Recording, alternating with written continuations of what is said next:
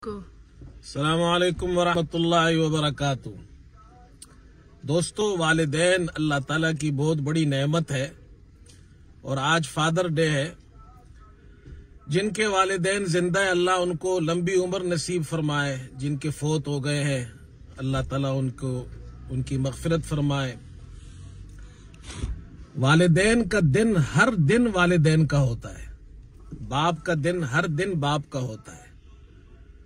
फारसी का एक शेर है, एक आदमी ने किसी से पूछा कि शब कदर की निशानी क्या है, तो उसने जवाब में कहा, ए ख्वाजा च पुरसीज शब कदर निशानी, ए ख्वाजा च पुरसीज शब कदर निशानी, हर शब शब कदरस्त अगर कदर बिदानी।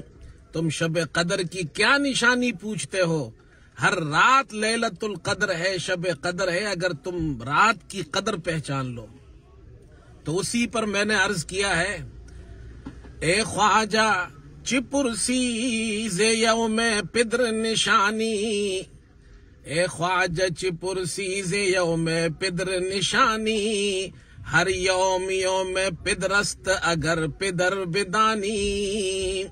और अगर तुम अपने बाप की कदर पहचान लो, बाप का मर्तबा और मकाम पहचान लो, तो हर रोज फादर डे है, हर रोज बाप का दिन है। अल्लाह ताला जिनके वालिदैन जिंदा है उनको लंबी उम्र नसीब फरमाए और उनकी औलाद को वालिदैन की खिदमत की तौफीक नसीब फरमाए।